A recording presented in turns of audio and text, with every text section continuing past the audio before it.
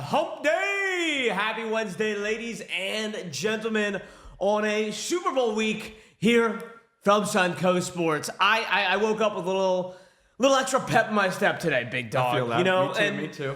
And whenever one of the top prospects in the major leagues comes and graces you with your presence, I think you will have a little extra pep in your step. Still cannot get over. How about that? Cannot get over that? How insane was that? Jack Caglione was with us yesterday. He pulled 3 of his own autos as well. That was even more insane. He was signing his own cards, inscribing them yesterday. Shout out RJB, who hit the Seriously. jackpot. RJB, I believe, is the username, hit the jackpot because they got pretty much all of the base cards signed as well, along with the other goodies that were in the packs. Dude, what a day. What a cool guy. What a cool guy. Yeah, and I can't stress this enough. Like Cags, there's a lot of athletes, celebrities that are, to put it bluntly, they're a-holes. You know what I mean? Like, I hate to say it, but it is a reality. And Cags, look, he's still young, but like, the nicest guy you could ever meet. He really just wanted to come and rip some sapphire. Like, there was no... Dude, that's all he wanted to do was just rip some sapphire. There wasn't like a haggling. There wasn't like a, there was no diva-ness. There was no, negotiation, really, honestly. It was just a matter of, you guys are cool. Can you guys hook me up with some sapphire? And I'd love to come hang out. And that was it. And he just answered everyone's questions. It was really one of the coolest experiences. The coolest experience we've had at Suncoast Sports, without a doubt. Just like his reactions were just like as genuine as ours were. Like when we would hit his honors, he reacted like the same way we all do. Like we'll like go crazy. Like it just felt actually normal. Like it almost felt like he was just a normal guy, like that we were hiring to be a breaker. It didn't even feel like he was Jack Caglione. You know what I mean? It would be a waste. I would say it'd be a waste of his skills and his stature. For sure. But like again, he was just talking about things that he likes to do in his free time. He was answering like funny, weird questions like about the cheesecakes and the pies. Awesome. He just seems really down to earth. He is down to earth, man. He really is. I think it's also cool that he's from Tampa, so he does have some connections like to the area. It's not like he just got like dropped off here and he doesn't know. He likes the Rays, you know what I mean? He likes a lot of stuff that like a lot of people have grown up with. Where's number 14 for David Price as well? I did want to ask who his favorite hitter was growing up. Maybe when he comes around another time. I have to say, a little like embarrassing moment on my part because I was sad. I wanted to get a chance to sit down with Cags. As he was leaving yesterday, I was like saying bye to him. And I was like, yeah, man, I'm sure we'll see you again. I'm sure, being in the AL, you guys play the Rays. I'll see you again. And he's like, I got to get called up first. And I was like, oh, yeah, that's right. Like, you aren't. He's just so big and he's like so good already. Right. I kind of forgot that he wasn't already going to be on the Royals. I was like, oh, yeah, good point, Jack. Good point. So, in case you missed it, guys, we will be, posting more stuff from Cags yesterday. Some of the highlights. Just another thing that I thought was really cool was a question that everyone wanted to ask him yesterday was, who was the hardest guy you've ever had to face, right? He hadn't faced Skeens. He hadn't faced some of the other guys. He did say Hagen Smith was the hardest guy he had ever faced. And probably 10 minutes later, boom, Hagen Smith autograph card comes out. I mean, that's just so cool, it was like back-to-back Hagen Smith autographs, too. Like, it was just like... That mojo. So Cags yesterday was amazing. We will be posting more of that stuff on Instagram in case you guys did miss it. Potentially maybe even posting the whole thing kind of like on YouTube, like, hey, in case you missed Cags, here you go. Yeah, that would be cool. Because I do think it's worth it for everyone who didn't get a chance to see it to be able to go rewatch how cool of a guy this was. He gave a lot of good information too that like could help. Talking about like the hobby and the people purchasing the cards, like he gave a lot of good helpful information on potentially sleeper guys that you maybe not thought about chasing that he mentions that are doing pretty well. Again, he mentioned the big guys like Nick Kurtz and Hagen Smith, but like there were some other guys that were brought up too. So again, if that does get posted, there was a lot of good information given out by him that would be beneficial to go and watch for sure, no doubt about it. So cool, man. Hopefully it's one of the many here as well. Maybe that'll set a little precedent of being like, hey, look at what it does for your career or like how you are viewed by fans, the people who,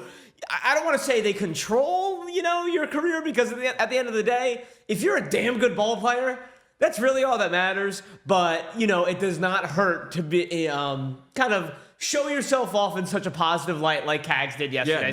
No doubt want to thank it. him again. I know he's probably not watching right now, but just put it out in the earth. Want to thank Jack Haglione again for like what a cool experience that was. We have so much. What's up, Jay Thomas? No, 100%, and he 100% was. It wasn't like he got off the stream and was like, "Screw you guys." You know, he was all smiles, handshakes, you know, the whole nine, like a gentleman. So. Really awesome stuff. Some big announcements coming down the pipe today. Oh, baby. First and foremost, we had to take a break from Slab or No Slab yesterday, with Cags being a strictly Fanatics guy. We do have a couple, Panini products on the Slab or No Slab wheel, so we could not run that with Jack Haglione here yesterday. But, unfortunately, no Cags.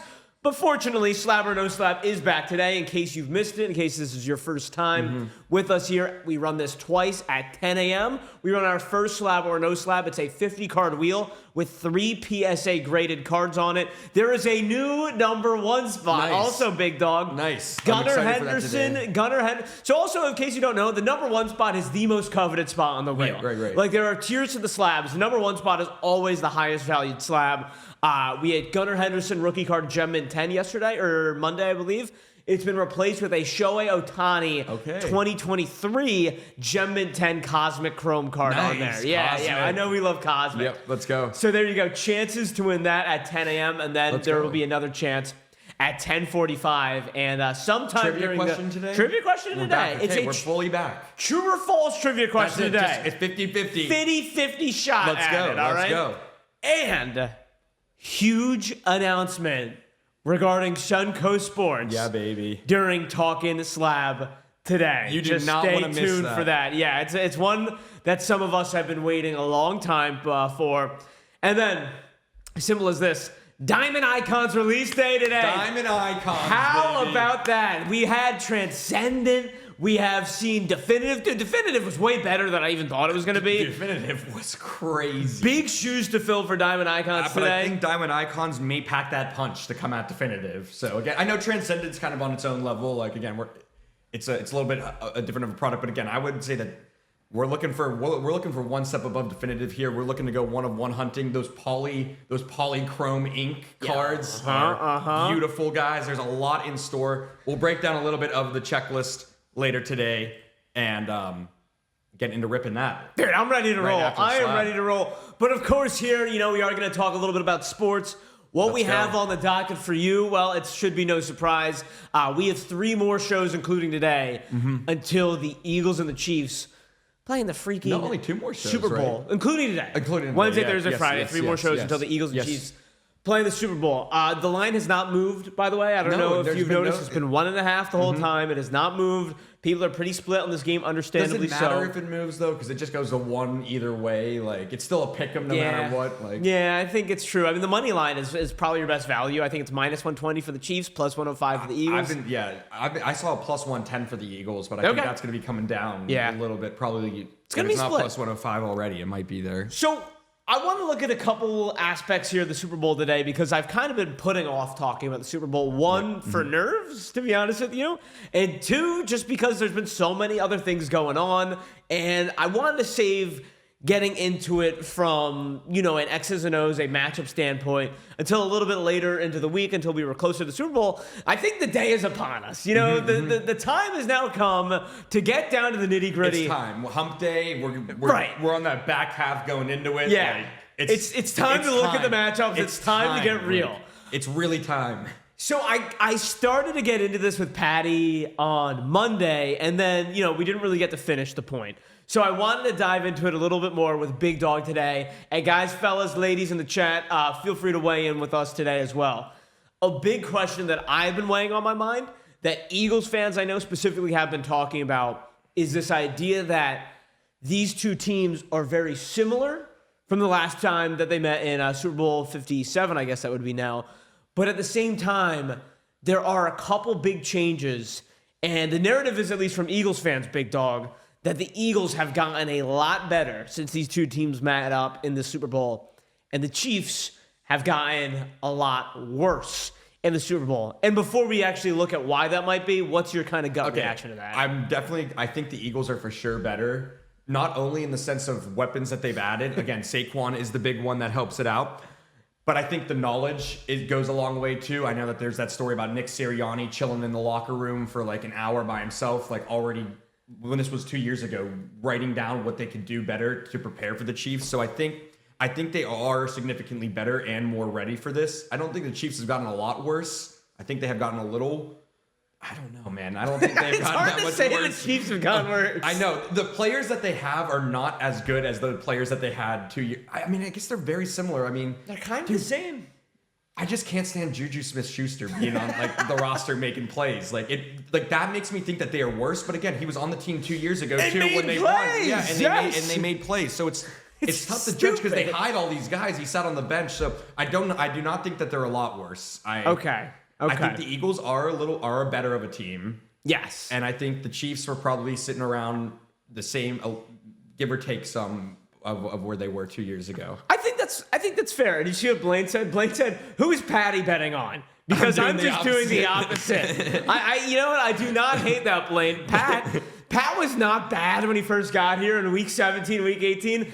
Playoff Patty, that's going to be an auto fade for me. Yeah, Blaine is onto something. I don't hate that. It's the Drake curse. We'll call it the Patty curse over here. Whatever Pat's taking, just fade it. I think that's a good way to put it, though, Big Dawg.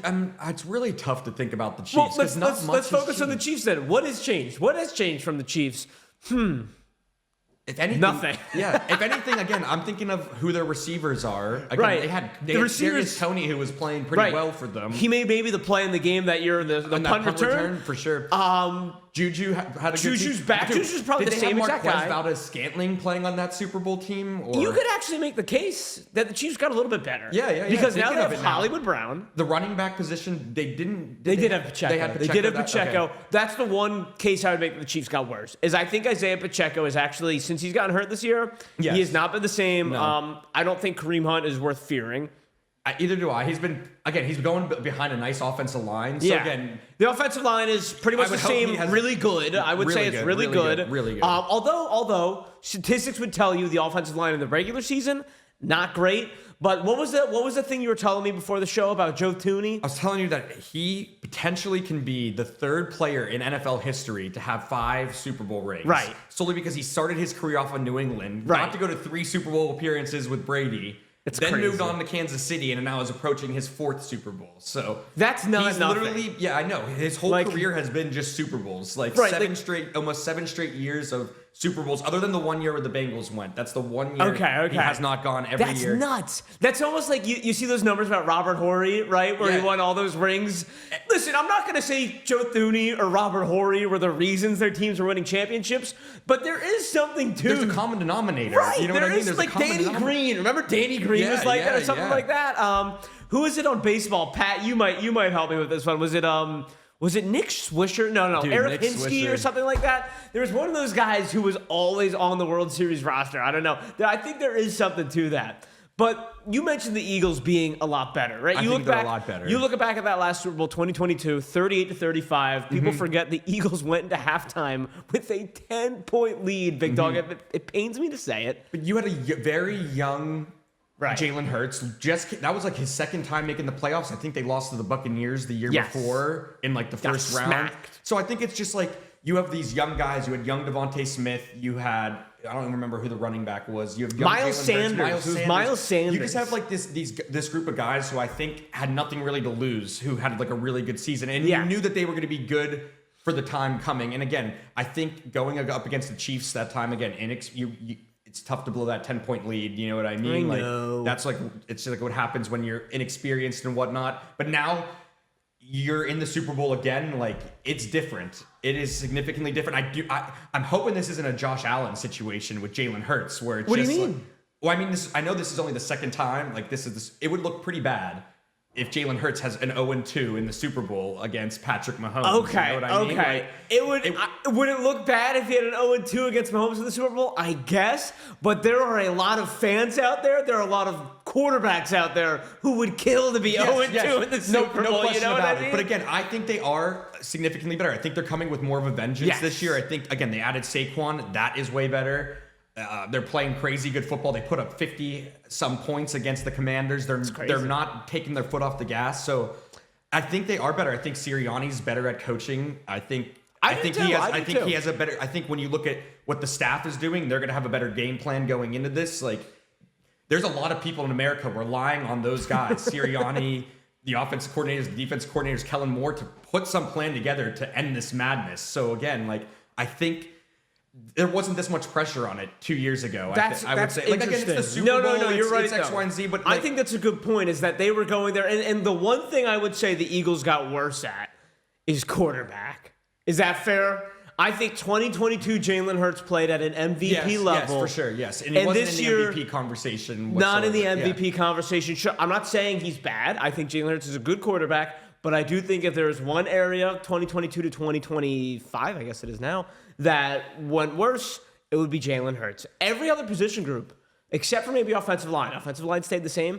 I said every position group has taken a leap. And KJB, wow, we're in the presence of a legend here today. Yeah, KJB, what's going on? Major congratulations to you from yesterday. Let's go, KJB. He says Johnny Gomes, that's right. And Terrence Gore. Terrence Gore is a legendary one. Multiple World Series winning teams. It's hilarious to me.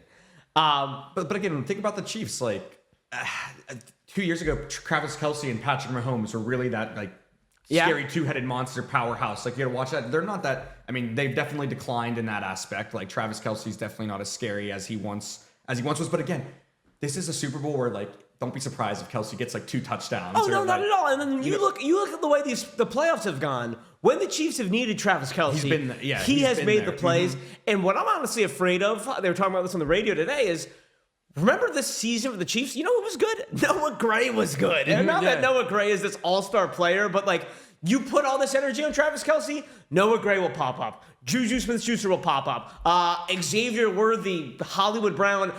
I think the Chiefs have gotten better. Dude, Hollywood Brown. Right? DeAndre Hopkins. And it's so funny. It's so funny the narratives we string along as fans. All year, all in this chat, the guy sitting to my right of me, not you, Big Dawg, but most of the co-hosts have said, this is the worst Chiefs team we've ever seen. Let's remind everyone of one thing. In games in which the Kansas City Chiefs have attempted to win this year, they are 17-1. They are 17-1. And we are calling them the worst team that they've had. 17-1 in games in which they've played their starters. How can we say that? It's ridiculous. What I'm trying to figure out is how you take them down. And the only loss that you can look at is that Super Bowl against the Bucs. The Bucs. And who was that team? Who was that Chiefs team? That year, they saw Tyreek Hill that year. Maybe on paper, like one of their best teams. One of their best teams. You know what I mean? I think Clyde Edwards-Helaire was good then, by the way. Who was really good then, yeah. I'm drawing a blank on who else they had. That was like Kelsey's really good prime. Kelsey was really good. Yeah, good point. I know obviously they had Chris Jones. They didn't have Karlaftis then. But how did the Bucs beat them? The Bucs beat them by jumping on them early. That was one of the big things. Brady and Gronk outbeat Kelce and Mahomes very quickly. And you played soft coverage, and you forced Patrick Mahomes, and we all remember the sideways throw that hit the receiver in the helmet, but you just backed off, kept everything in front of you, and that's been a discussion on how the Eagles might be able to win. In this sense, I'm looking at the Eagles, and I'm saying, okay, I know you're not Brady and Gronk, but again, Brady and Gronk jumped on the Chiefs early with like 2 touchdowns, like right off the rip to start that. So I think you take a similar approach where you cannot let what has been failing. I think Saquon is your Gronk here. You know what I mean? I like that. I think you need, again, it's what everybody's saying, but if you can get Saquon to get a touchdown and potentially Jalen Hurts a push touchdown, whatever it takes, take advantage of it. That is just so key. That is exactly what the Buccaneers did. And once they kind of got that going, again, when you had somebody like Brady, you don't blow the leads when you're Brady. I guess that's the difference too. Is like Jimmy Garoppolo had the 10-point lead against Mahomes. That's right. That year. I know Hurts had a 10-point lead. I'm sure the 49ers last year, did they have a lead at some point? Oh, dude. You know what you're right about that. We forget quickly. By the way, last year's Super Bowl was so boring for so much of it. And then the fourth quarter and overtime were amazing. Crazy. Yeah, so boring until the end. No, that's a good point. That's a good point. Like, no lead is safe. Lead is safe. But again, it was safe with Brady. You know what I mean? You had Brady. But I think but I think the thing with Jalen Hurts is this is good because he's been to a Super Bowl already. He's coming back. Right. It's like it's fun in games the first. I know it's not fun in games the first time you go, but you don't know what you're getting into. You're in the Super Bowl. You don't know what to expect. But now that you get to go back and do it again, you know how valuable a 10-point lead is. Like, you instill that more so into the team. And especially when it's against the same exact team that you faced last time. Definitely. All right, we got some fun stuff for you guys here, first and foremost. Ben, we got a bunch of clips I know we have ready to roll, but also, while Ben pulls those up, I saw an unbelievable... Do we have any Titans fans? Do we have any Titans fans in the chat here? Have you seen the stat, Big Dawg? I don't know if I know what you're going to bring up. Oh, boy. This is one of the... So you know the stats about the Packers with the 3-4 quarterbacks like ever in their history of the franchise? Yeah. We know the stats about the Steelers, where they have 3 coaches pretty much ever. Oh, boy. What are this the one Titans is almost rivaling it in terms of there's no way this is possible. The Titans traded A.J. Brown to the Eagles and drafted Treylon Burks to be his replacement. Fast forward to now. A.J. Brown has more Super Bowl appearances than Treylon Burks has touchdowns. He doesn't even have 2 touchdowns?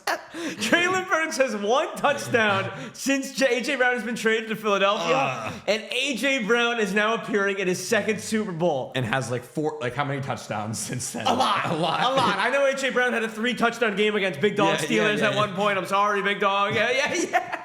But I mean... I just RIP to the Titans. I'm sorry. Hopefully you guys can turn it around. I have no ill will to the Titans, so I'm sorry I had to. I just saw that statistic on Twitter and I was like, wait, what? All right, Ben, you ready to roll some of these clips? Do you have the handsome clip pulled up first? This one is unreal. Super Bowl Media Day is a joke, but in case you guys missed it, I found, in my opinion, 5 of the best clips from Super Bowl Media Day that I wanted to make sure we all played. This was my personal favorite. Let's hear it.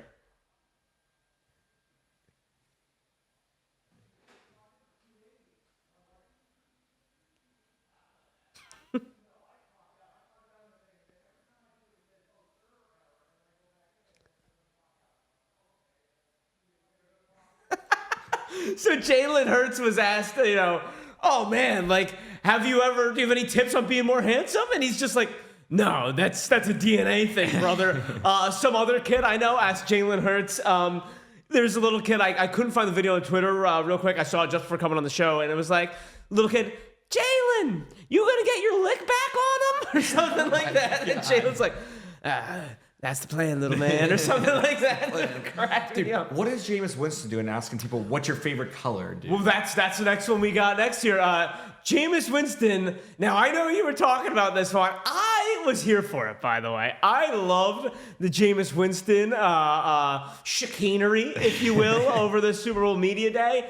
Ben, you the Jameis Winston catching a W ready to roll? Oh, my God. Did you see this? I think I saw this one, yeah. Oh, man. Here you go.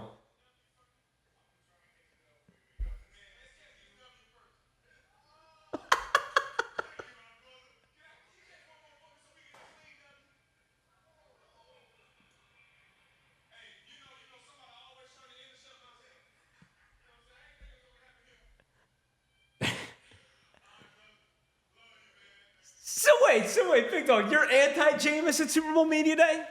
Dude, I don't know. I feel like they could have gotten somebody better. I get it. It is. I'm not big on it. Like I'm really not. Are you not big on Jameis in general? I think that's funny. I don't know why he was asking other guys what their favorite color is. Shouldn't he be like prepping to get to the Super Bowl instead of like messing around? Like I don't know. Like you're telling me these guys aren't allowed to have fun? It's the off season, Big Dawg. I don't know, man. I feel like there's dude. I don't know. I feel like there's somebody. I don't know. He's got good energy. That's why I like his energy. Wow, we learned something about Big Dawg today. Anti-Jameis Winston. I'm not a big Jameis guy. Again, he was on the Browns this past season too. So all right, he did beat the Steelers Thursday Night Football. Here is one that I think is fake, by the way. Ben, do you have the Dallas Goedert on Taylor Swift clip up? Did you see this one? I don't think I saw this one. I'm calling BS. Anyone see this one? Dallas Goedert talking about Taylor Swift. And look, the Taylor Swift thing has gotten a little bit out of hand, in my opinion. Travis Kelce, they asked him multiple times, are you going to propose to Taylor? Are you going to propose to Taylor? And he was like, guys, come on. The odds, minus 2,000 for no. Ridiculous. This is Goddard talking about Taylor Swift, though.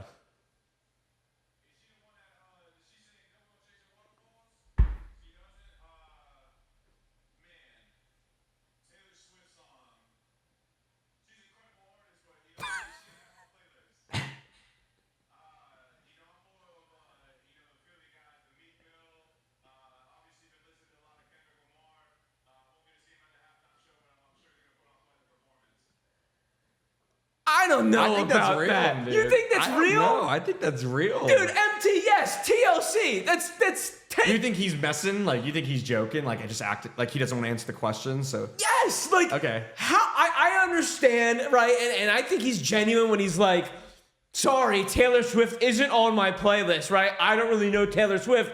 And he does a good job, PR trained, doing the company line. She's a fantastic artist. She's gonna put on she could put on a hell of a show, I'm sure. I see it.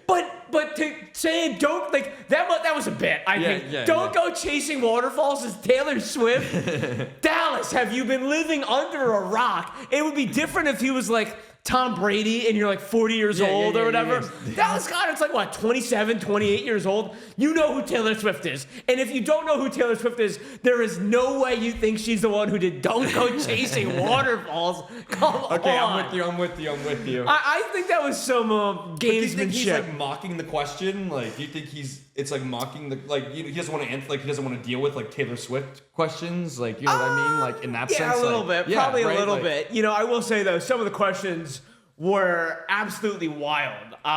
Ben, actually, do you have the Devontae Smith on the Krabby Patties ready to roll? Did you see this one? No, I didn't see this one. Nickelodeon, I mean, I actually tipped my cap to Nickelodeon. Oh, are they doing a game this year?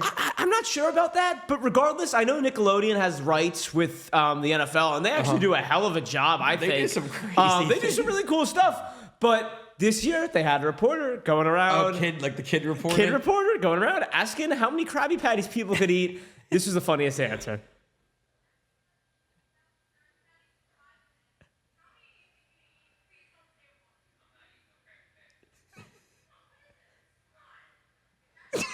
That was my favorite clip from Super Bowl Media Day because there's multiple clips out there of like players like actually answering it. Like Jordan Mailata said like, "Oh, I'm eating 2,000 Krabby Patties. I'm gonna beat Patty." And Devontae Smith is just like, "What the hell is this? No, I'm not eating any Krabby Patties. He is all business. He's all ready to roll." That was my favorite question and answer in all of Super Bowl Media Day. And just finally, the last one here before we get our trivia question up. Nice. Did you see this one here? This one went the most viral. Did you see Chad Ochocinco? No. You didn't see this? No, I haven't. Well, this is why we have it in the show in case, because this went mega viral and deservedly so.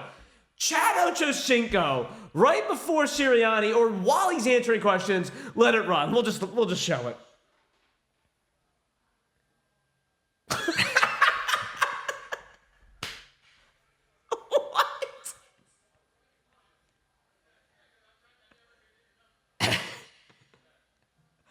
What the hell is going on, man? What's that? Is he good, Ochocinco, these days? See, here's the thing about Ochocinco. He's always been crazy. Dude, again, the king of the celebrations right back in the day, so. Ochocinco's always been a little bit crazy. Dude, now, him and Shannon Sharp, when they're amazing. They're amazing. I think they're amazing. Now, I don't watch all of their stuff, but they've had some crazy moments. Dude, as far as athlete podcasts go, they gotta be one of the best. Yeah. There you go. Those were some of the zany highlights from NFL Super Bowl Media Day. Woo! All right. I tell you what, you can't talk about the Super Bowl without talking about gambling. And we will be talking about gambling at some point in the next couple of days. But some of these recent numbers that have come out about gambling, and, you know, the oversaturation of gambling has kind of made me slowed my roll talking about gambling on the show. You know, it's just too much. You know, there's only so much gambling we can talk about in the world. I saw how much money that statisticians and gambling companies are projecting Americans to wager on the Super Bowl. Holy crap. And that today is our trivia question. I like it. All right, a simple true or false trivia question today. True or false? It is projected that Americans will bet more money on the Super Bowl than the recorded GDP of the country Fiji. True or false question? It is projected that Americans will bet more money on the Super Bowl than the GDP of Fiji. I don't know, Big Dawg. I think that's true. If I had to guess, if you had to guess, do you think that's true? I'm wondering if I should give any hints or not on, you know, I'm just going to leave it at that. Rect is saying false out of the gun. Friedman saying way too specific to be false. Very specific. I don't know. 5.49, is that Fiji? I don't know. I have it pulled up here. Let me reference my list here. Let's see. I will let you know. All right, I will tell you Rec's number for Fiji based on the number I have is false. All right, so there you go. Okay, that's interesting. I will tell you that much. All right, there we go. It is up. True or false? Americans are going to bet more on the Super Bowl than the recorded GDP of Fiji. I am looking at it on worldometers.info/GDP/GDP by country. Rect is leading the false train. Oh boy, Rect is saying false. Rect is saying false. Let's see what we got. Will people follow their leader Rect blindly? What do we got?